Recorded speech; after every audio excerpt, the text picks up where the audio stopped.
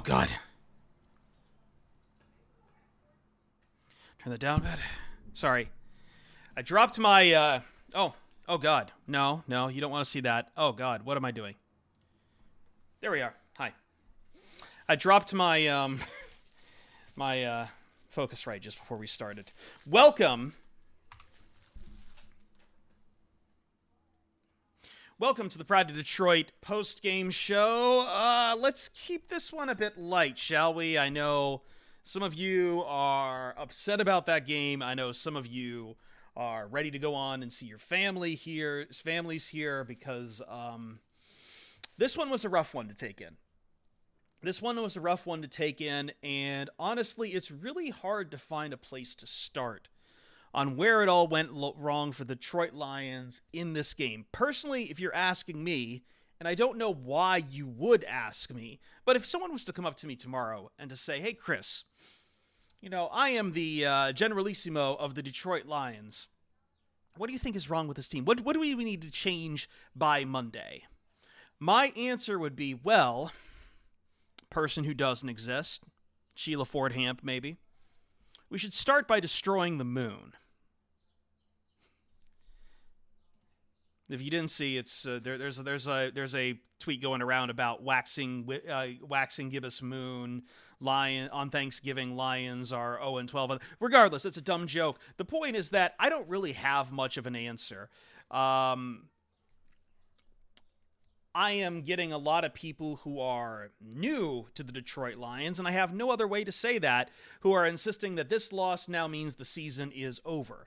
Those people are wrong. Those people are... Listen, I get it. You want to go back and watch Michigan football and watch them beat up on tomato cans every Saturday?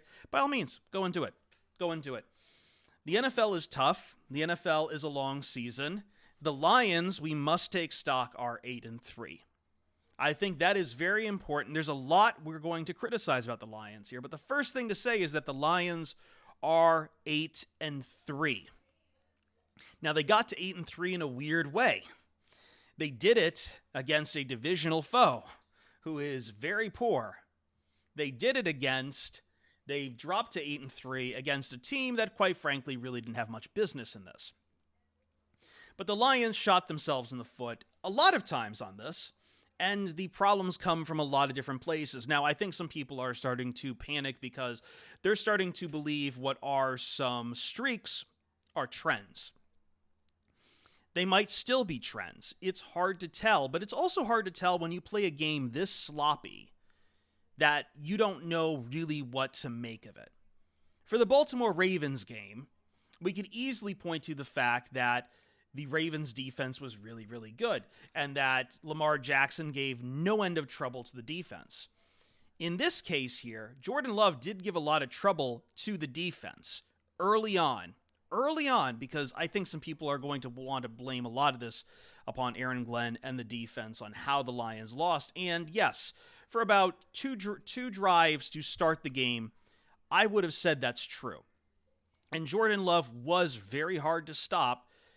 And unfortunately, I don't know what else to say about that right now, because it's now, if you want to talk trend side, you're now looking at two young quarterbacks who don't really do much suddenly using this game like it's the Super Bowl against the Detroit Lions, which is kind of what happens when you are the hunted rather than the hunter in a division chase, that they play incredibly well, and the defense really has no answer for it. It did hurt them in stopping third down conversions, which I don't know what to do. It's also very hard, and I don't tend to play the ref game, when Aiden Hutchinson's getting just double-teamed, held, and all that other kind of fun stuff.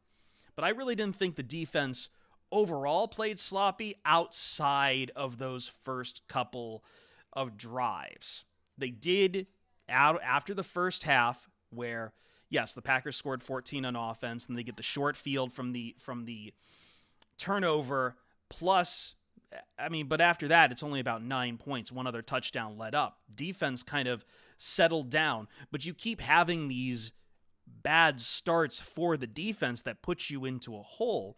And those bad starts are complicated by another issue that is now rearing its head in about 2 games, which is, what do you do about Jared Goff turning over the football? What do you do about errant Jared Goff throws? that aren't really getting to his receivers? What about these weird high throws, tipped passes? And again, part of that too is, okay, then the next question comes from it. What do you do in this game about his poor pass protection?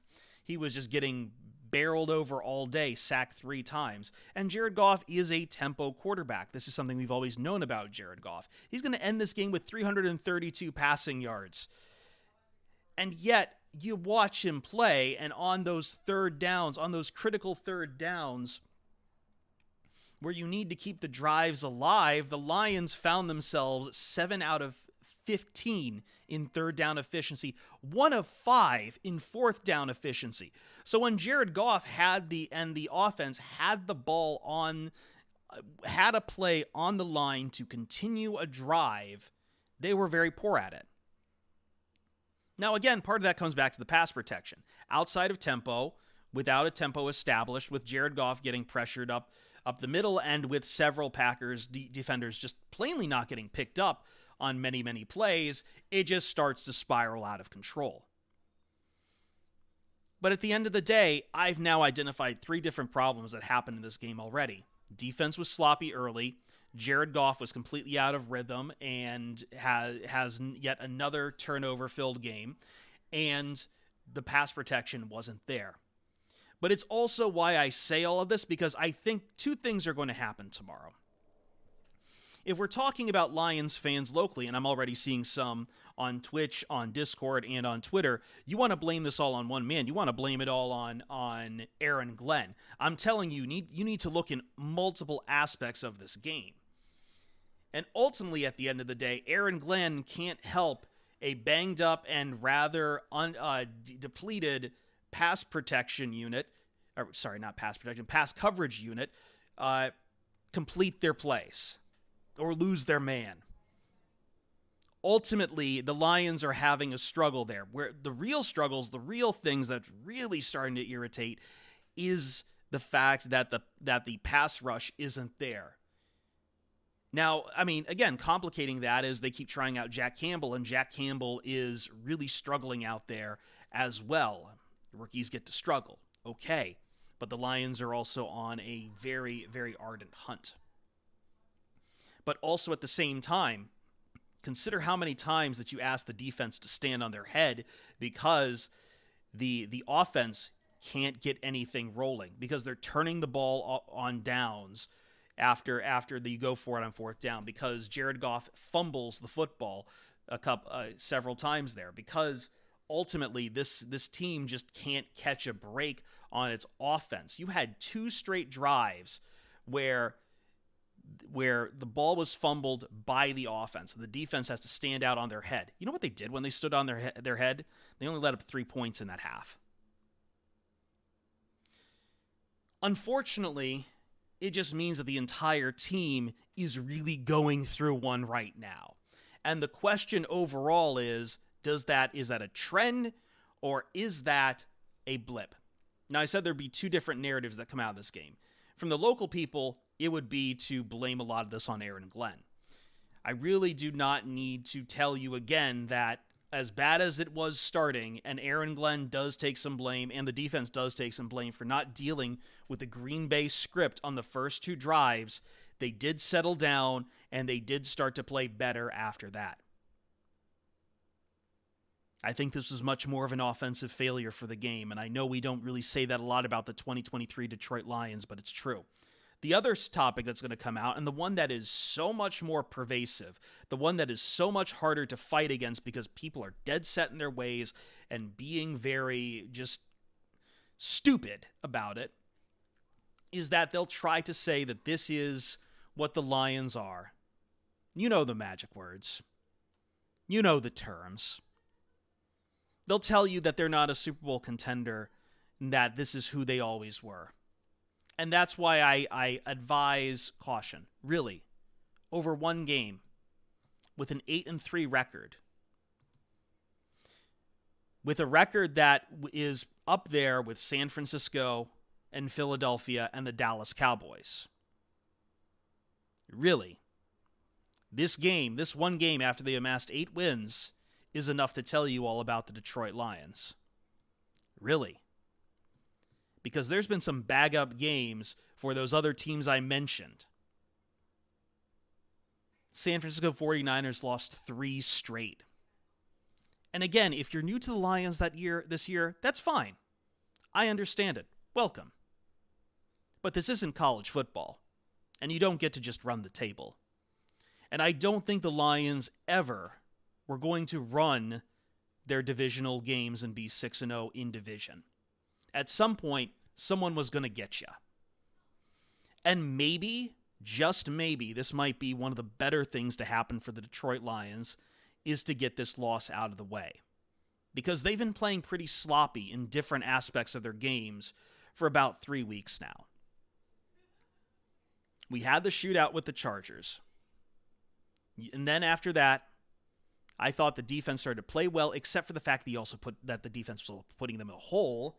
But it's hard to talk about the defense there. I know Jeremy talked about in our last POD cast. They thought the defense actually played a good game. But what you're having instead is that the offense keeps giving the ball away now and giving short fields for offenses to work with. And it doesn't matter how good your defense is. If they're asked repeatedly to guard short fields, they're not always going to succeed. So now for 2 games, there's been problems with the offense. And I felt like after the Bears game, maybe we can paper over a little bit of it as long as you find a way to win. But if you can't find a way to win, then you take the loss. And the short menu in the NFL is wins and losses. And maybe that's what's needed to show, hey, wake up, wake up. You're playing late season football now. Wake up. It's a rough spot to be in. It's a divisional game on Thanksgiving on a wax and gibbous moon. Weirdest, stupidest freakonomic stat I've seen. And it's to keep pace with unbelievable expectations on the Detroit Lions from people who cannot wait to either invoke their past or for people who are just panicked at everything that is going on. It's a bad spot to be in, and the Lions finally fell to that bad spot. They fell to that bad spot because some of the problems that have been festering now for about a month finally came home to roost. And the only question you have to ask yourself, in the case of pass protection, in the case of Jared Goff himself, and in the case of defense trying to stop these early scripts that every team plays, and dealing with electric young quarterbacks who are capable of flashing. They're not awful, but they're capable of flashing here and there. You got to figure out a way to stop them, nip that energy in the bud, because that's what a young quarterback thrives off the most is tempo and energy. And if you're not disrupting their tempo and energy early, you're going to find yourself in a hole just like they did with the Bears and here against the Packers. The good news is you're playing the Saints up next. You are on the road, however, but it means you're finally getting out of division a little bit. Also, the good news, if you're someone who watches the playoff picture, is that the Vikings took a nasty loss, and I don't think that's the only loss they are going to take at some point, too. It is rough. It is rough because it feels like a closer fight and you feel the panic tightening on you. But you shouldn't panic just yet. What you should do is try to take stock of the fact that this team is 8-3, and then you have to figure out for yourself, is this a trend or is this just a bad streak? Because Jared Goff has had bad streaks as a quarterback. And he's had really good ones for much longer. But Jared Goff today kind of looked like how he did in 2021. And you just hope that that's only for a couple games. And you hope at some point the defense does settle down. I think the stock on the defense for me is at least moving up, but I can't say as much about the offense right now. That's going to be it for the post-game podcast itself. We'll continue on Twitch for a while. Happy Thanksgiving to everyone. I know it's rough when the Lions play on Thanksgiving. We appreciate your support. Please make sure to keep giving for Movember because we want to continue to donate to the Alzheimer's Association. We'll be back with a full POD cast here later this week. As always, happy Thanksgiving. I love this day. It's one of my favorite holidays I don't get to spend it with my family too much now because of my work. So please spend it with yours if you have the chance. Traditions are good. We'll see you Starside. Okay, don't go anywhere, folks. I'm just stopping the recorder there.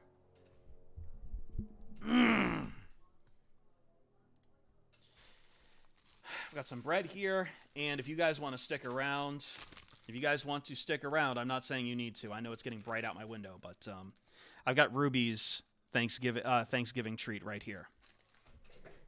Oh, let's see. Oh, damn it, this window, man. I really need a better I need a better set of blinds. I really do. Sorry, I missed a lot of people. I'm kind of glad I missed a lot of people. Not to say anything bad about you guys, but like, man, some of you do need to calm down a bit. A, it's just football. B, the Lions are 8-3. And ultimately, I'm just going to keep saying that because the Lions are 8-3. Like, damn, I don't remember last time the Lions were 8-3. It's a bad loss. But like, I don't know what to say. Like, NFL teams lose games. This is my appetizer. I've got turkey legs to cook up. I've got some big turkey legs to cook up. I'm going to put them in the deep fryer. Well, not deep fryer, the air fryer, but, you know. One second. Why is live chat faster than Twitch chat? There's like some messages showing up in live chat on my screen that aren't showing up on Twitch chat. I know we're live on YouTube. Is it implementing both over there too? It is. Holy crap. We actually have chat now implementing from both YouTube and Twitch. So thank you, everyone. Campbell needs it. But I didn't even mind some of the play calling from Campbell. I didn't mind going for it on some of those fourth downs. And I didn't even mind some of the play calls they drew up, but the execution was just poor. I have to tell people all the time, the other team on the other side of the ball, they're allowed to make plays too. And there are, yes, as Tactile Puma points out, like, both teams are missing a lot of good players.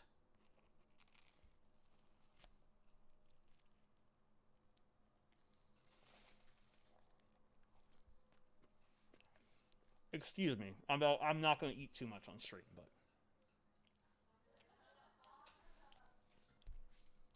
Jay Grass, you'll be able to sit with your family and eat dinner tonight because the Lions are 8-3, and football is very fun, but it shouldn't ruin the times you have with your family, with the precious people in your life.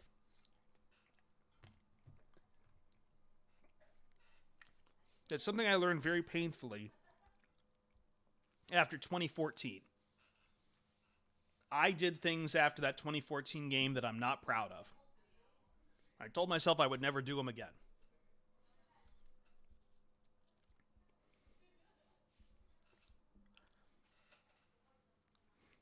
See, but here's the thing, Salomon. Trusting your team also means trusting your team to run the plays that you are deeming risky. I don't want to do the analytic versus gut thing because fourth down has been hyper-politicized no matter what in sports coverage. But I like the idea of going for it on fourth down. I do. I like the numbers behind it. I like his ability, the Lions' ability to execute those plays on fourth down. And really, for the hole they had, the aggression is what was needed to go for it on fourth down, rather than just sitting back and playing passively. They needed that aggression in a lot of cases. I didn't like the fake punt because I think they read that a mile away. I didn't like the fake punt at all.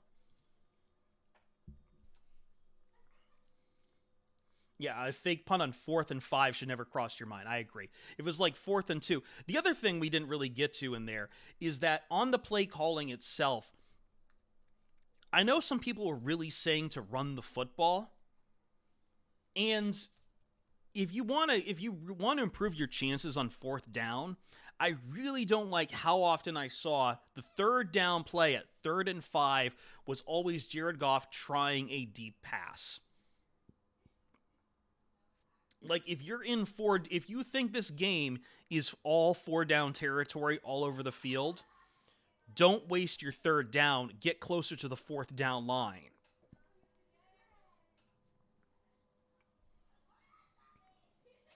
Is Goff concussed? I can't know. And I don't know what else to say about that. I don't have an answer to that, and that seems odd, okay? I know we're missing the press. I'll try to get the press up if you guys want to see Dan Campbell. We do have a quote out of there, and probably the winner one is, "I didn't have my guys ready to go." And it's something I worried about since the last game, that they felt really good to win the Bears game. They felt really, really good to win the Bears game. But sometimes eventually you lose that game if you play that game where you get down in the hole and say, yeah, no problem, while your offense is really struggling.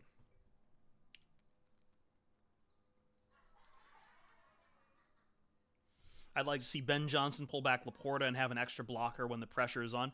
I do know from watching from what people are saying incognito, and I did see it myself, the Lions were running a lot of 6-man offensive line in that game with Dan Skipper as the 6 O-lineman. So, like, they recognized they needed extra protection, and it just still wasn't working.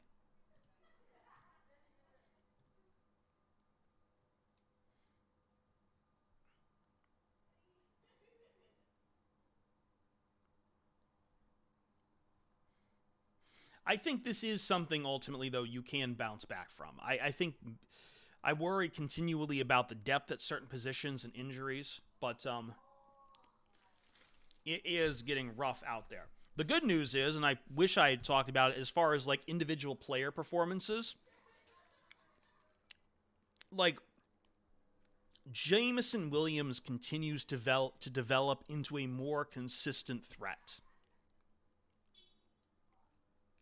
I think that is one thing I take away from this game, looking for a positive on an individual player side, is that Jameson Williams continues to develop into a true NFL wide receiver.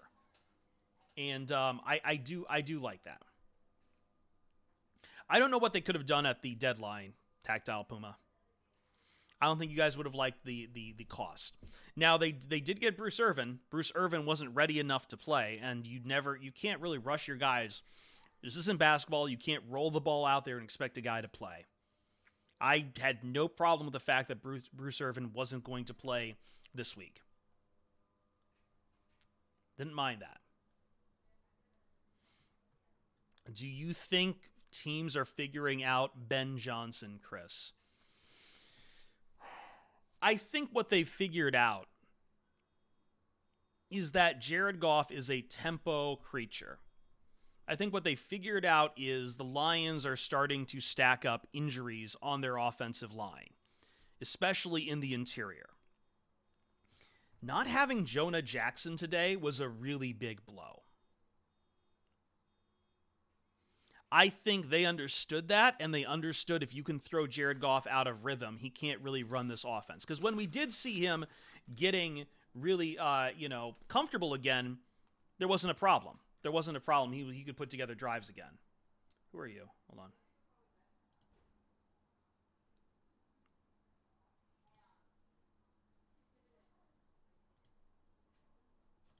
Sorry. Need to get rid of someone. Don't come in here. It's for Lions fans. Bears and Packers definitely seeing something on tape. But I don't even know if it's something on tape incognito. That's just the familiarity you breed playing each other so many times a year, right? Like I guess to the Ben Johnson point, they've now seen Ben Johnson at least 5 times. They've seen this offense 5 times.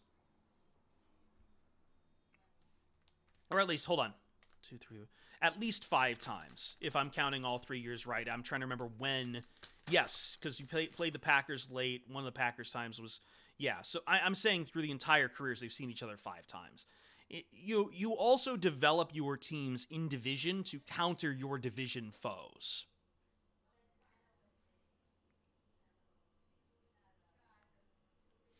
Liam R. Goff struggles under pressure. There isn't much to figure out. He's been under a lot of pressure this season, but when he has, he's struggled. I don't know how Johnson or anyone can fix that. Yeah, it's the nature of him. I find any talk of any kind of extension, either for or against an extension with Jared Goff, premature, because he has a full year still on his contract to even talk about, too. We're not even in the offseason before you have the extension talk. Do you think the defense is a problem? Connor, I think it is a problem, but I think it's less of a problem than people are making it out to be. I think people are trying to tell you that this is the main overwhelming problem with the NFL right now. I mean, with the Lions right now is the defense. And I can't parse that. This defense played very well to start the year, got really banged up in the secondary, and has been playing less great as of late, but also in these games where the Lions get in a deep hole, I think people are very quick to blame the defense for it when it is, hey, the offense keeps giving the other side a short field to work with. 1 second. As if this day couldn't get worse, I've got a stink bug on one of my lights. Hold on, let me get this stink bug out of here. Come here, buddy. No, don't go up there. Don't go up there, please. No. Oh, God. No. Come back here. Oh, God. I'm sorry, buddy. I'm sorry.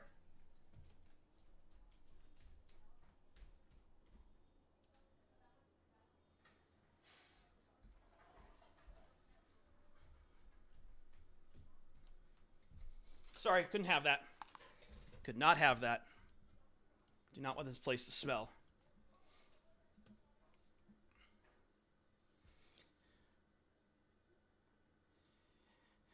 How many more games do you think Glenn has? No, I'm not. I'm not mean to the bugs. I try not to kill bugs as much as I can. I don't want to.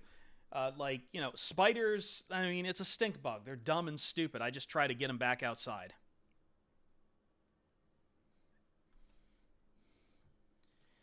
All right, Tactile, take a break. Take a break, buddy. I'm not feeling that. Come on. This is a culture here. I don't know what else to say. How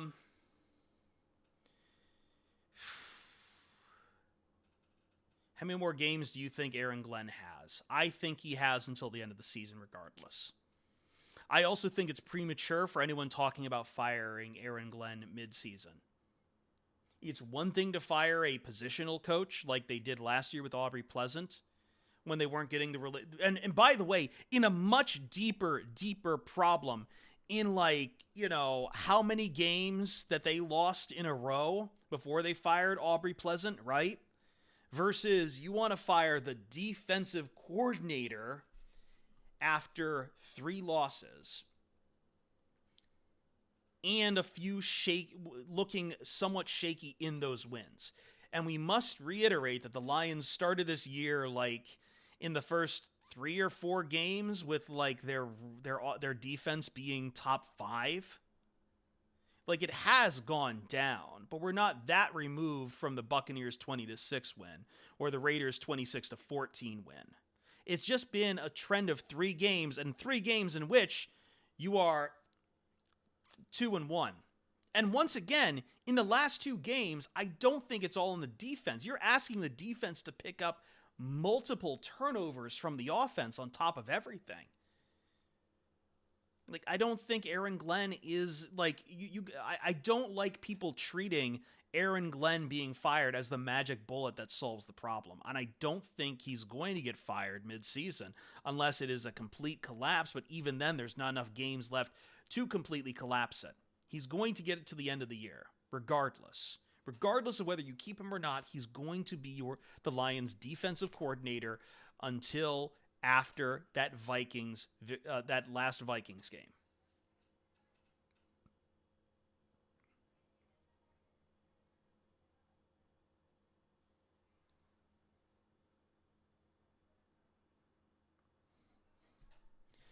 Like, look at the numbers. But, like, again, I have to reiterate, like, I just talked about it in the post game here. They gave up 14 points early. That's bad. That's bad. You just proving you can't deal with the script.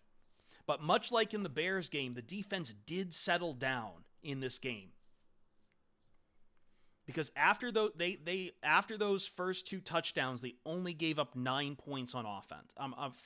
From the defense gave up 9 points, is what I'm saying. For the rest of the game, that is more than enough for your offense, if your offense is as good as it says it is, to make up that difference. And they didn't. Instead, they kept having to work with a shortened field. They kept having to work, like that fumble by Jared Goff resulted in a turnover on downs by the defense, putting a stop to it.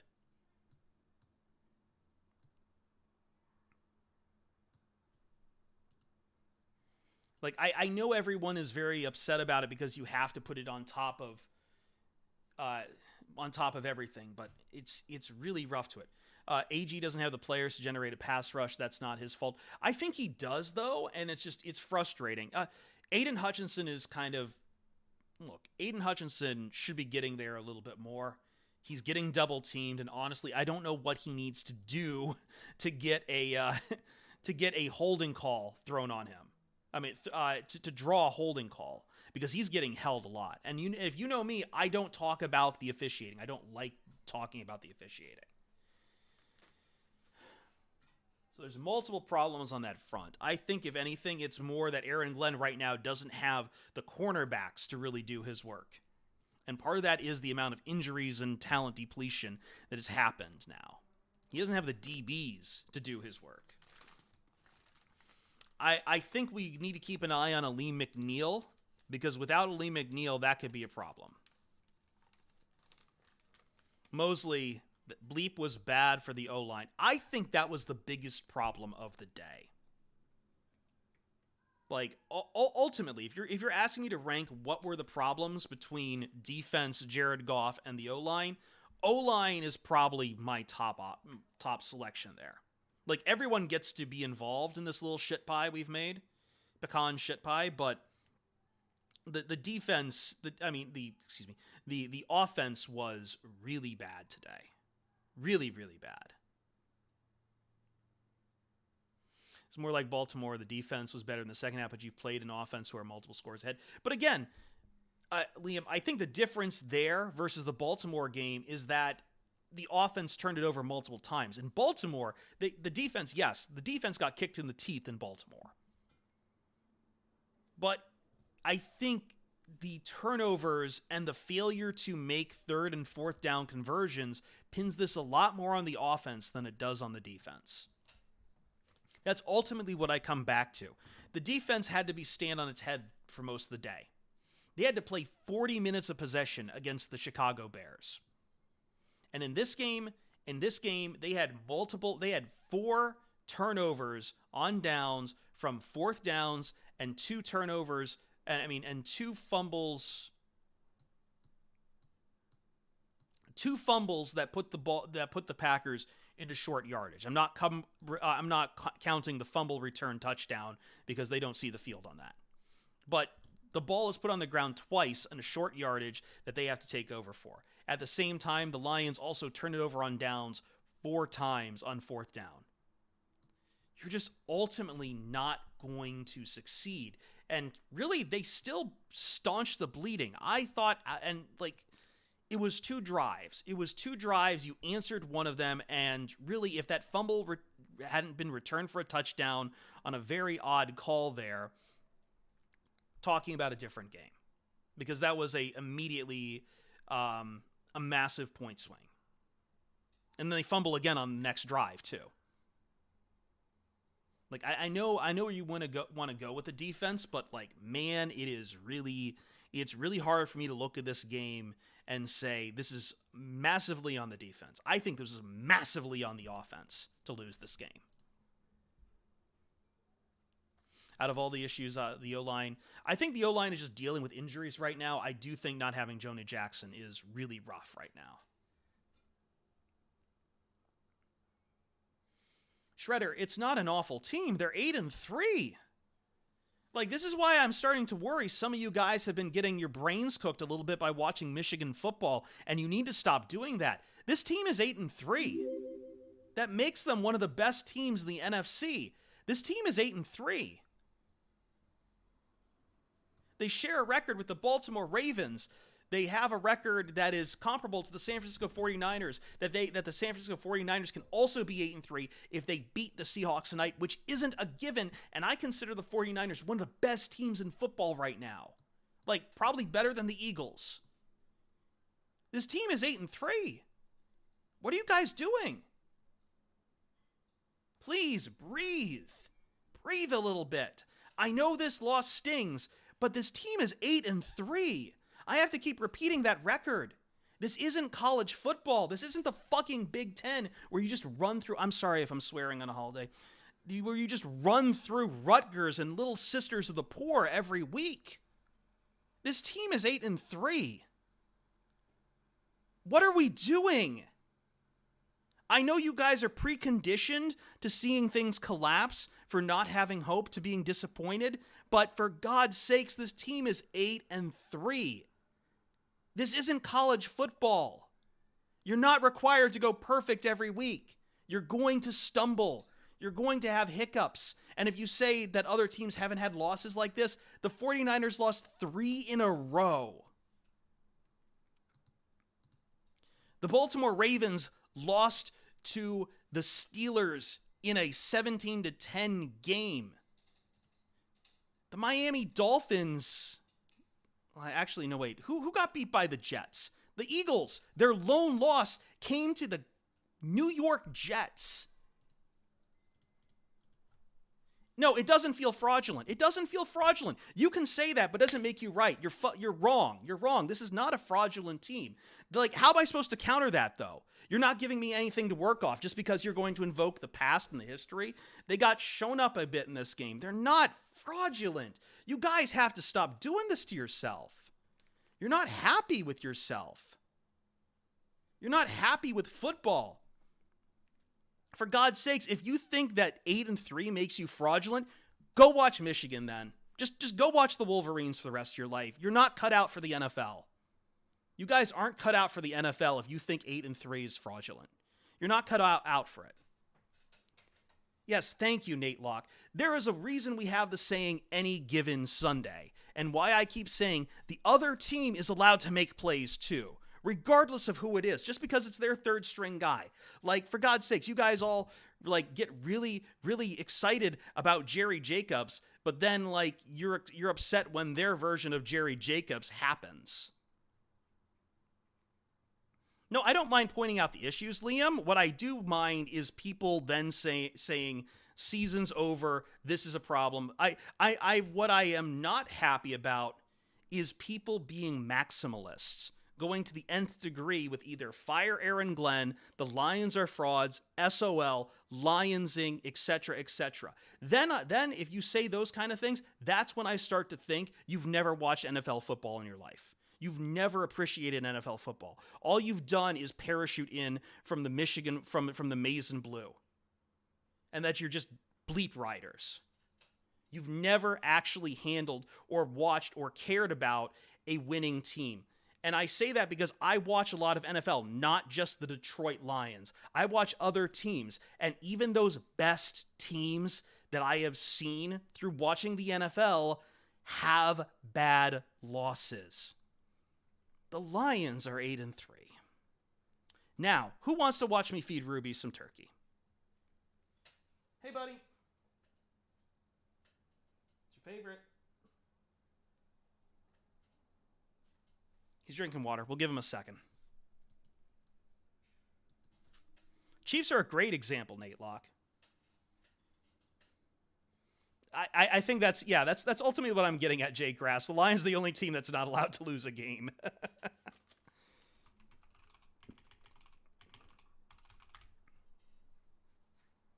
Thank you. There's some Ruby emotes around here too.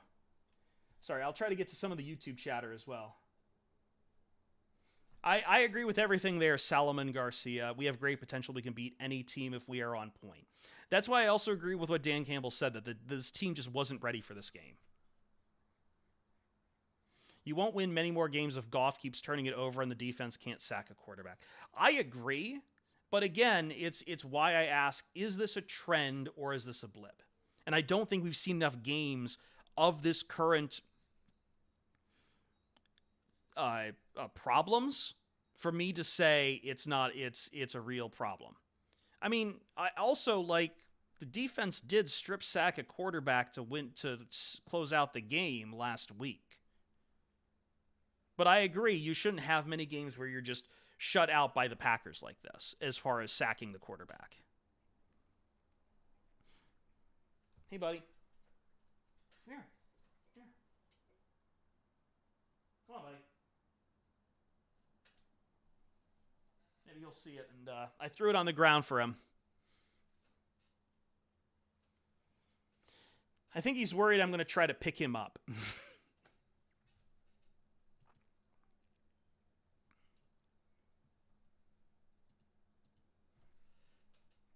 here, buddy. So you can't do that. You can't set that threshold at 1 or less sack. You can't do that. You get a sack in a game, it's fine.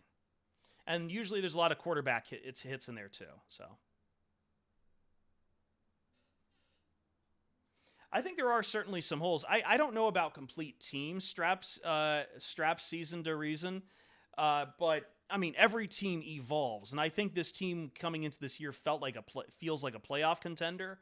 I don't know how much Super Bowl contender is there. I'd like to still say so at 8-3, but do you think Brad knew this wasn't the year and that's why he didn't make a splash at the deadline?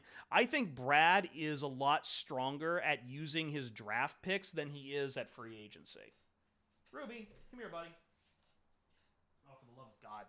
I'm going to go get this guy. Come here, big guy. Come here. I'm giving you turkey.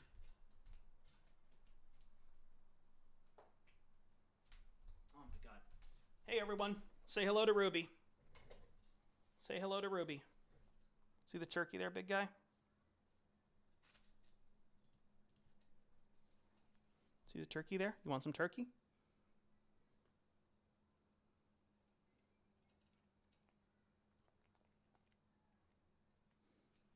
This is your favorite, I thought. He's mad about the Lions, too. He's being pissy about the Lions as well.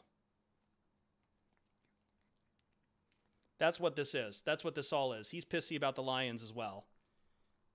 But you know what Ruby isn't doing? He's not saying same old Lions. He's not saying that this team is fraudulent. He's not saying fire Aaron and Glenn. Be like Ruby. I know, I'm carrying you in a weird way. He'll get more later. Stress eating? Nah, he just doesn't. He just wants some water and to be left alone. I'm going to put this all in the bag. He loves turkey, though. He's just not. I gave him some more dry food when I came in, so I think he's just not hungry. He does love his turkey, though. I can't bring in Jersey Mike's anymore without him trying to eat all of the turkey. I like buying the number 8 at Jersey Mike's, and he comes in and just looks there like, mine.